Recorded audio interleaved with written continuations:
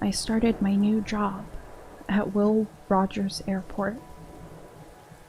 I say new job, but I was really just moved to a different airline and working in the same ramp agent position. Now, I have to tell you that I have this crippling fear of heights. And my least favorite part of being a ramp agent is when I have to climb in the cargo bin on a rear-loading plane because it's about 20 feet above the ground. This particular night was a strange mix of a few factors creating an uneasy feeling.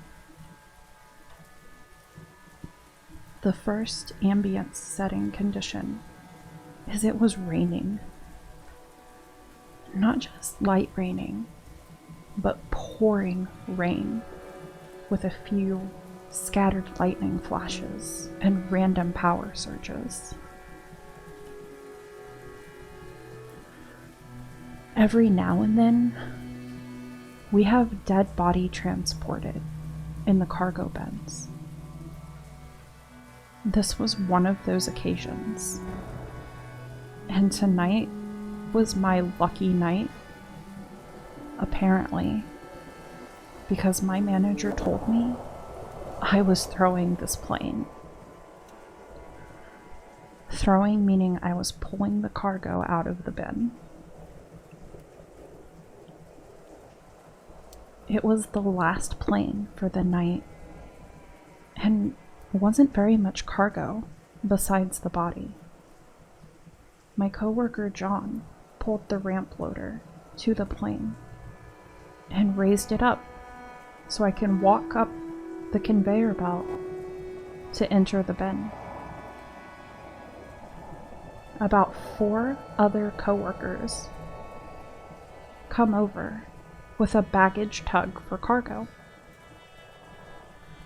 I say to everyone in a louder than normal tone because the rain was loudly smacking the metal shell of the airplane.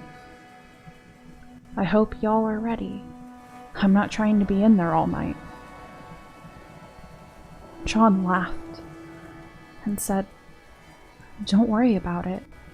Maybe you can make a new friend in there," in reference to the body. I didn't think it was funny, but I chuckled and told him to shut up and to let's get going.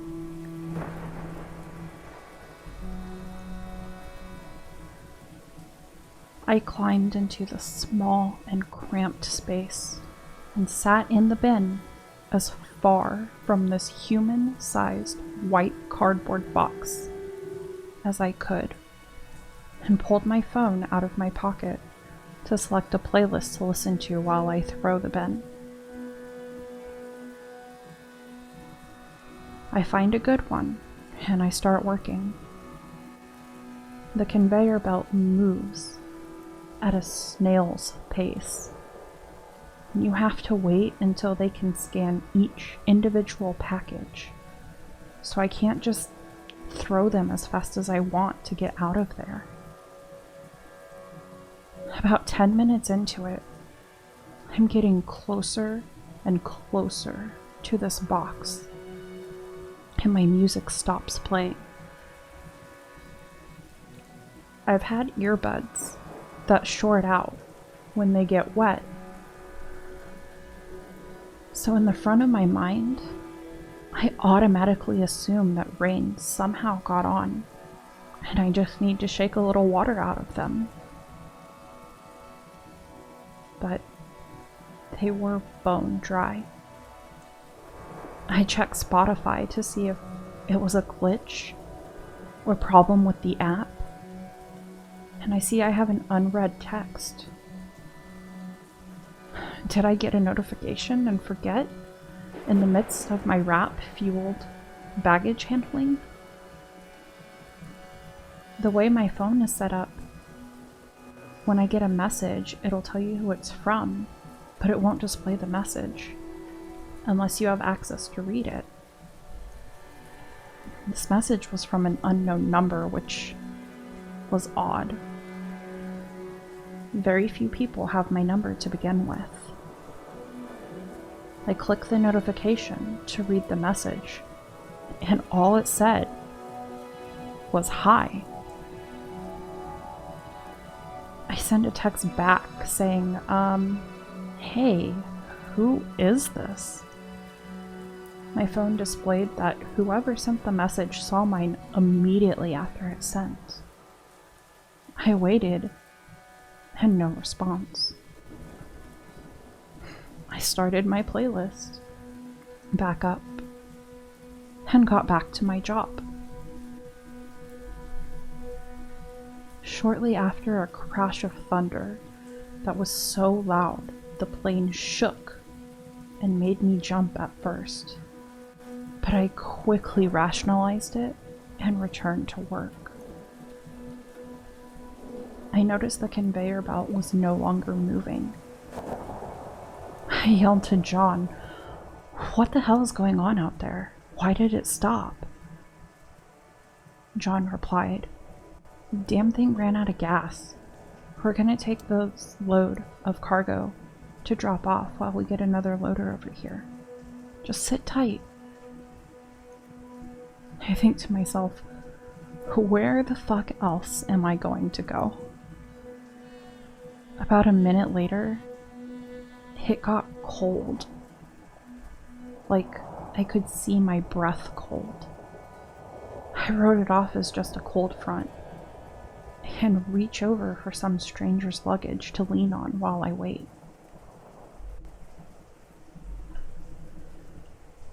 As I look over for a bag to grab, lightning went across the sky, and I saw a quick flash of a little boy, 11, maybe 12, sitting on the white box, staring at me with this eerily happy smile, and his head turned slightly to the side.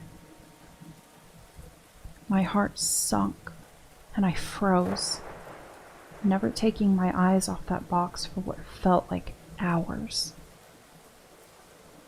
I was startled by my replacement conveyor belt starting up right next to the plane. I darted to the moving conveyor, crawling as fast as I could, trying to keep my balance and panic at the same time. I hit the ground and looked at John and said, "No, I'm done. You're going to have to go in there." I didn't explain what exactly I saw, but John knew something scared me shitless. He asked me, "What's wrong? Who was it?" I stuttered and walked away before I could say anything.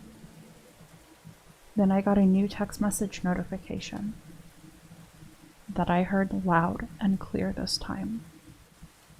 A response from the unknown sender. It said, "It's your new friend."